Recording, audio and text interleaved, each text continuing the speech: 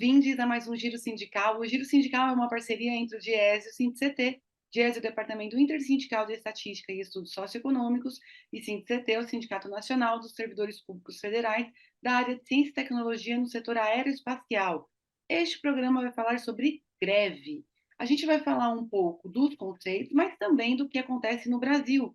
E também não vamos deixar de repercutir a greve que aconteceu no último 3 de outubro em São Paulo, que envolveu os setores públicos contra a privatização. Quem vai nos ajudar a compreender tudo isso é o sociólogo Rodrigo Linhares, ele que é responsável pelo Sistema de Acompanhamento de Greves, o DIESE. Rodrigo, bem-vindo ao Giro Sindical. Oi, Renata. Oi, todo mundo. É um prazer. Prazer grande estar aqui com vocês. Vamos começar do comecinho. Rodrigo, o que é uma greve? E como, quando elas nasceram? A partir de quando começou-se a fazer greves no Brasil e no mundo? Toda vez em que uma sociedade alcança um nível de diferenciação social em que tem, de um lado, uma burocracia ou uma teocracia dirigente, e de outro lado, trabalhadores servos ou escravos, sempre que uma sociedade atinge esse nível, já existe uma tensão que pode degringolar para um protesto que não seria necessariamente isso que a gente chama hoje de greve. Então, nesse sentido amplo de protestos de trabalhadores, dá para dizer que na antiguidade, sei lá, no Mesopotâmia, Egito, na Ásia. Agora tem uma segunda acepção mais restrita da greve que a gente usa hoje.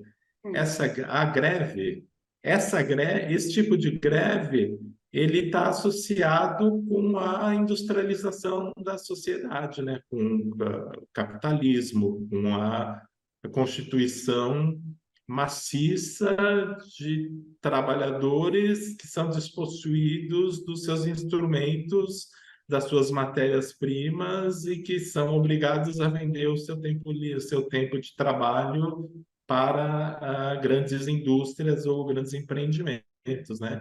Nesse sentido, a greve existe desde, sei lá, desde o século XVIII, 19, mas o século XX, na verdade, é o século das greves.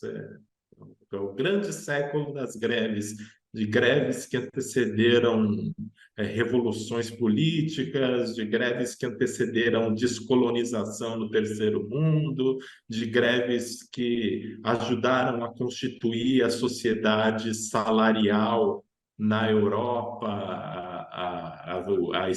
a sociedade do bem-estar social lá.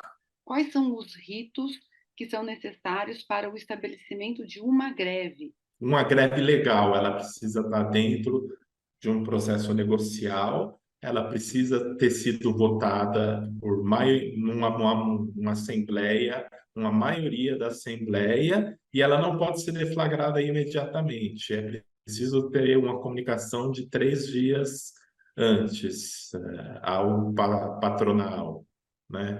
Seja governo ou empresário. Existem outros casos, claro, né?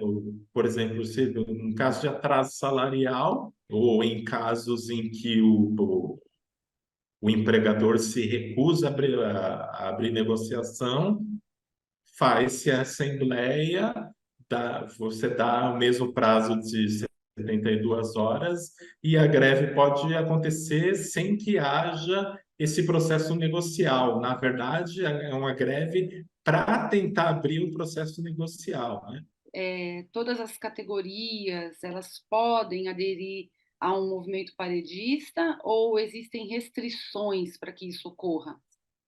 Sim, existem restrições.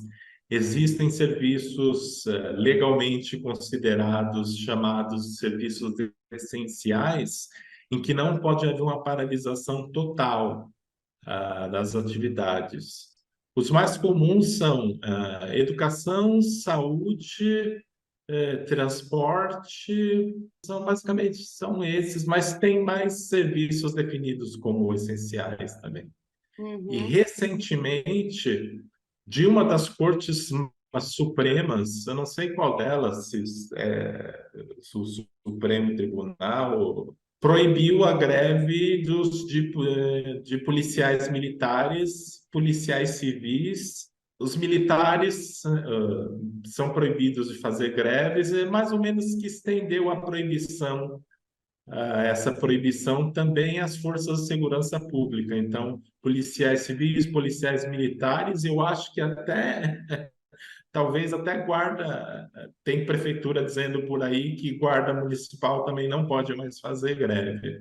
Isso é uma coisa recente e desde então eu vi algumas greves da Polícia Civil que foi que a justiça, logo após a deflagração da greve, a justiça já emitiu uma decisão falando, olha, retomem as suas atividades ou serão multados em não sei quantos mil reais por dia. Essa greve é ilegal. Greve, ela é uma definição que se aplica só quando os trabalhadores cruzam os braços e suspendem as atividades, ou existem outras movimentações que podem ser classificadas sobre esse mesmo título de greve? A primeira diferenciação importante é o que a gente chama de paralisação e o que a gente chama de greve. Paralisação é aquela coisa, aquele cruzar de braços em que ele tem uma hora para acabar. É uma paralisação de 24 horas, de 48 horas, de 72 horas. Normalmente a paralisação ela é feita para dar para o sindicato, ele quer sondar a adesão dos trabalhadores e ao mesmo tempo fomentar a mobilização, né?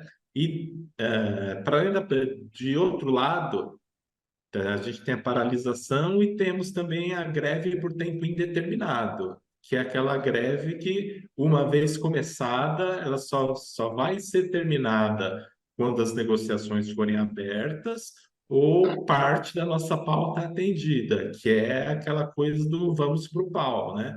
Às vezes a greve não é simplesmente parar a produção. Tem um tipo de greve que é raro de acontecer, mas acontece, em que os trabalhadores, se eles têm a compreensão do processo total de produção, então eles desincronizam aquilo. Alguns setores deixam de trabalhar e outros setores trabalham muito mais do que costumavam trabalhar antes para produzir dentro da empresa uma espécie de caos na linha de produção. Operações padrão. Operação padrão, ela acontece em um contexto muito específico. Trabalhadores, em geral, por lei, têm sua função definida, em acordos, em convenções, em legislação. Quando esses trabalhadores, eles, além de desempenharem essa função, por conta da falta de contratações, da necessidade de alcançar os seus objetivos. Quando esses trabalhadores eles têm de fazer mais funções além daquelas que eles são obrigados a fazer, existe um tipo de protesto que é esse, que, olha, operação padrão, a gente só vai fazer aquilo que nós somos obrigados legalmente a fazer, e nós vamos fazer isso com perícia, com cuidado. Assim, nós vamos checar os documentos, não de qualquer jeito, mas linha por linha, e se sair da minha alçada, ou da minha calçada, como diria um comediante, né? Se fora disso, eu não faço nada. Agora que os policiais são proibidos de fazer greves, eu imagino que o que vai começar a acontecer, as mulheres de policiais militares e policiais civis vão começar a fazer protestos e piquetes diante de secretarias de segurança pública ou de delegacias também, que é uma outra estratégia de você foge da proibição legal a greve, mas a sua esposa, a sua família, os seus filhos estão ali de frente protestando e impedindo a sua saída para o trabalho. Então, com isso, nós vamos encerrar o nosso primeiro bloco e nós voltamos já já.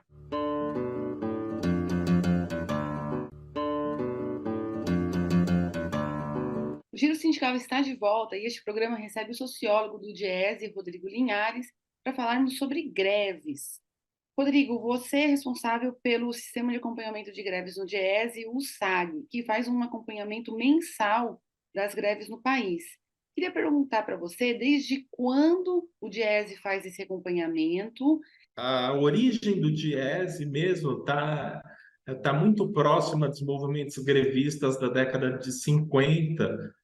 A década de 50 foi uma década de muita mobilização sindical, de muitas greves, e daí saiu o pacto intersindical, que mais tarde vai dar origem ao Diese. Então, a gente pode dizer que a greve está na origem do Diese, e que desde então sempre houve uma preocupação de fazer um registro desses movimentos, né? É claro, a coisa ficou difícil ali quando veio a repressão depois de 64, pior ainda depois de 68, né?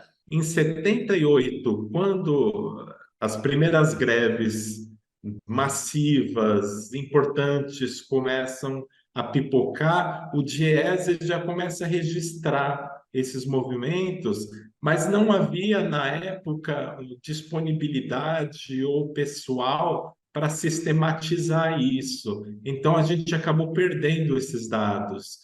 Mas o fato é, resumindo, a gente acompanha as greves desde 1983. É muito comum o sentimento na maioria da população e às vezes até mesmo entre trabalhadores de que as greves são feitas motivadas quase que exclusivamente por questões econômicas, pelo salário, pelo abono, pela PLR. O banco de greves, o sistema de acompanhamento de greves confirma isso ou também enumera que existe um elenco de reivindicações que também acompanham a vida dos trabalhadores quando o tema é greve? Muitas das greves são greves por reajuste salarial, mas não é o único. O que tem para dizer é que aquelas greves final da década de 70, 80, elas eram greves era uma correria, na verdade. A melhor palavra é essa, era uma correria contra a inflação para tentar manter o poder de compra dos salários. Mas mais do que isso, elas trouxeram uma coisa importantíssima, que foi uma reivindicação de cidadania. A reivindicação de cidadania que desagou lá na nossa Constituição de 88, a gente pode dizer que parte dela veio do ABC, dos trabalhadores das montadoras, da indústria automobilística, quando faziam greves por reajuste salarial.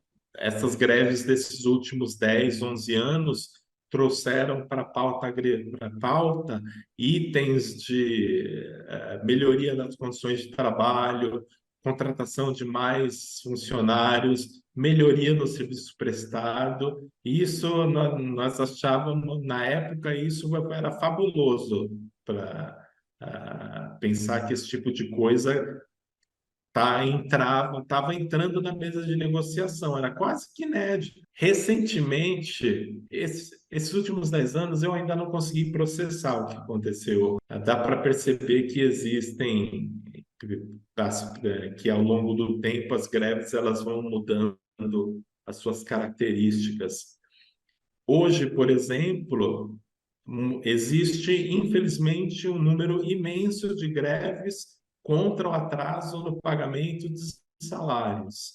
E essas greves, elas estão diretamente ligadas aos processos de terceirização, de privatização e de precarização no mundo do trabalho em geral, né? Eu, pessoalmente, eu tenho a impressão, durante a pandemia, enquanto nós estávamos contando os nossos mortos e nós estávamos aturdidos, houve deliberadamente uma ação por parte de diversos governos e de diversas empresas, como diria o nosso antigo ministro Salles, de fazer a boiada passar, assim, de intensificação de terceirizações e de privatizações, e esse processo ele continua, ele está rolando até hoje. Não tem um exemplo melhor disso do que a greve dos Correios de 2020, em que a empresa eu não me lembro precisamente o número, mas a empresa propunha eliminar 70 cláusulas, talvez, do acordo coletivo da categoria, e a justiça aceitou quase que inteiramente isso, e eles tiveram um acordo coletivo deles destroçado.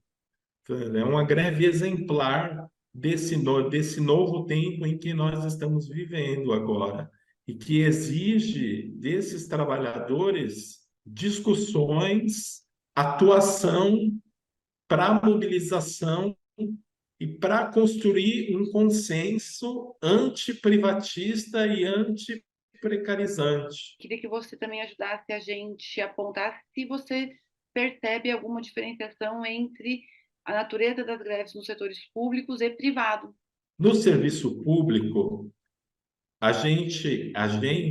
ou os gestores, na verdade, eles criaram duas categorias de trabalhadores, que são os estatutários, que gozam de uma legislação que os protege, e os seletistas precarizados, que também em tese, gozam de uma legislação que os protege, mas que de fato isso não funciona. Funciona é desse jeito. Uma prefeitura ela tem enfermeiros estatutários contratados por concurso público, e mais também contrata enfermeiros através de organizações sociais e coloca lá no posto de saúde.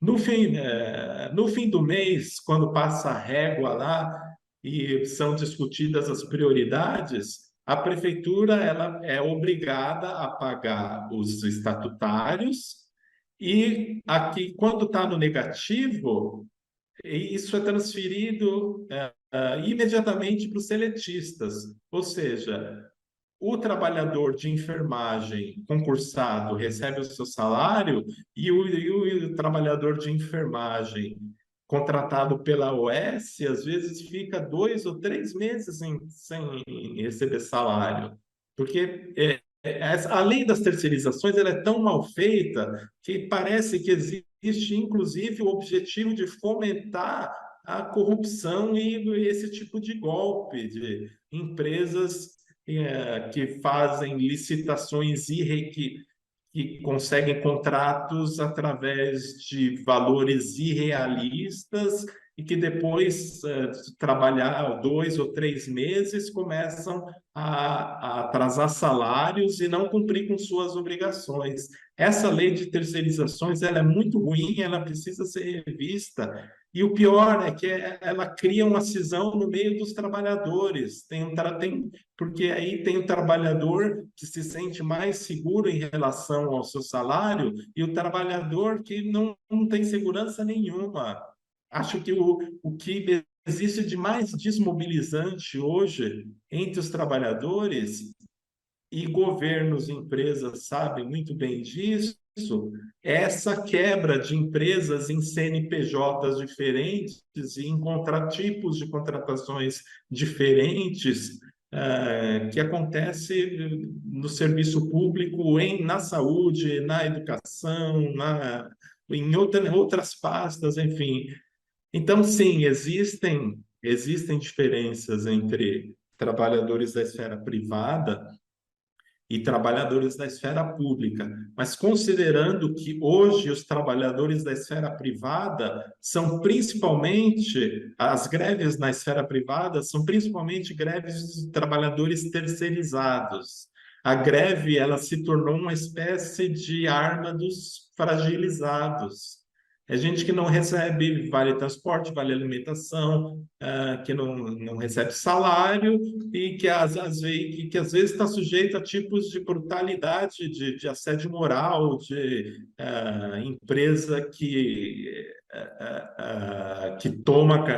que segura a carteira de trabalho, de empresa que fecha, desaparece, não paga a demissão, enfim. É um cenário tanto para os trabalhadores da esfera privada, também para os trabalhadores da esfera pública. Infelizmente, é a vontade de chorar. Mas a gente vai fazer um intervalinho agora e o Giro Sindical volta já.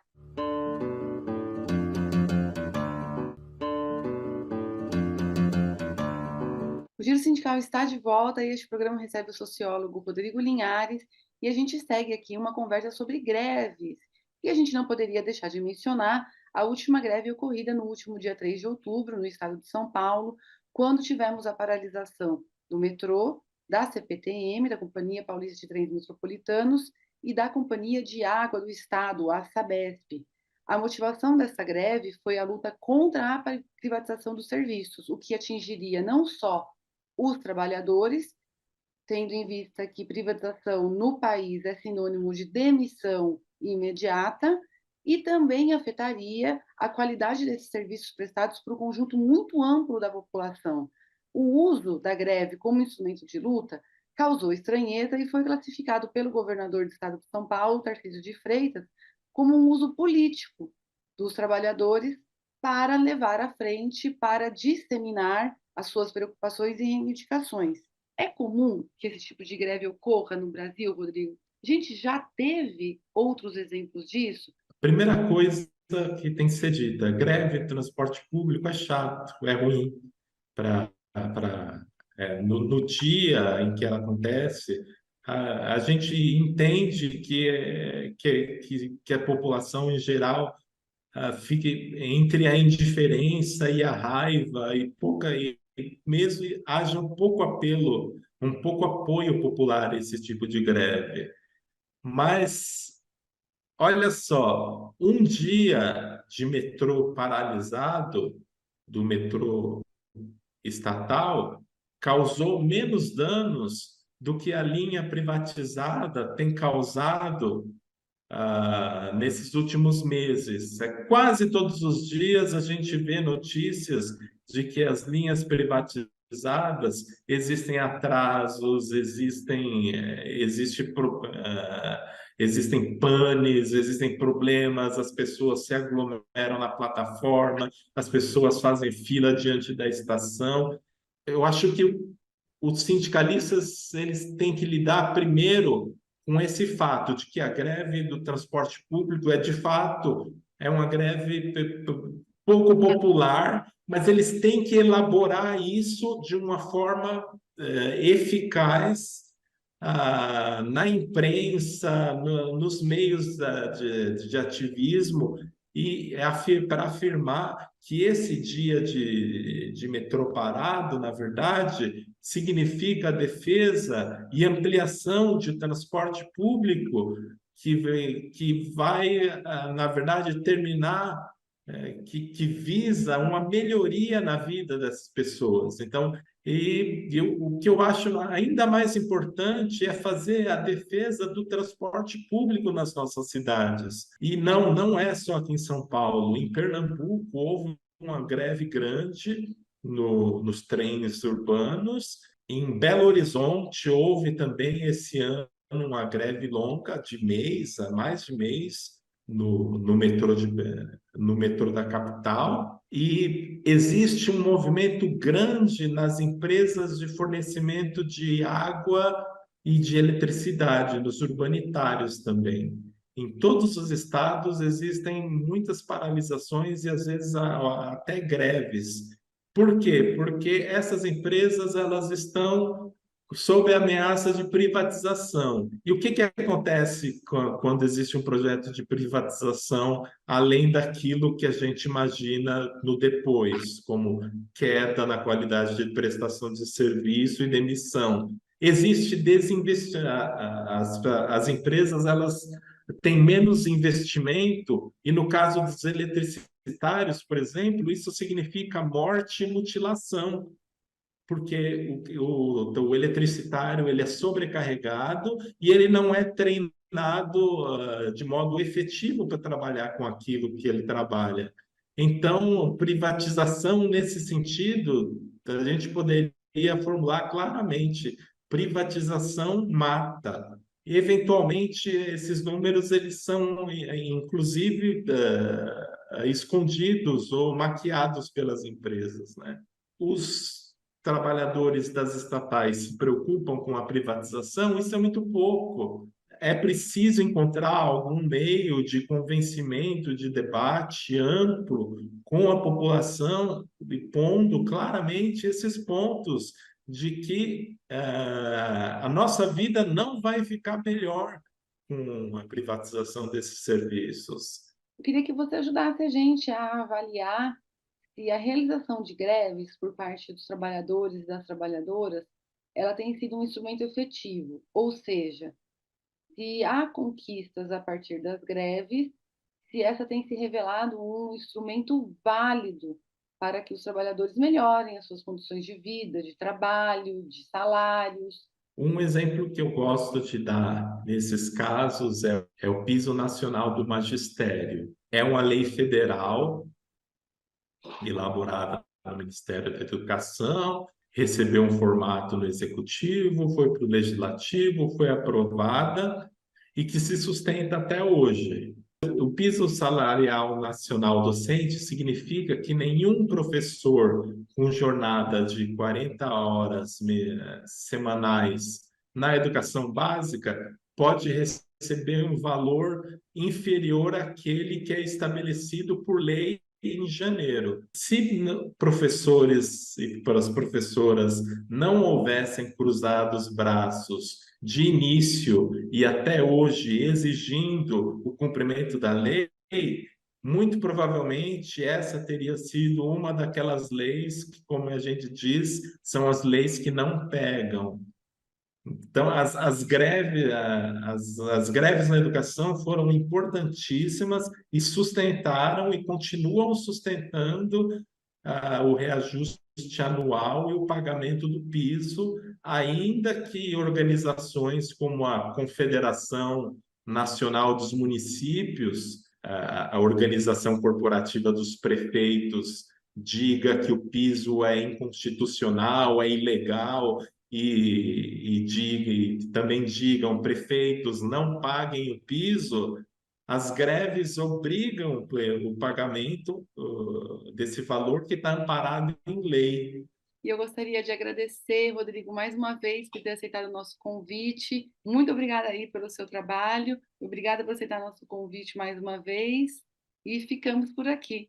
O prazer foi todo meu. Agora eu só espero escrever o balanço de greves desse ano para poder voltar na nossa conversa aqui falando sobre como foi 2023. Vai ser bom. Seguimos. Tchau, tchau. Tchau, Renata. Tchau, tchau a todos.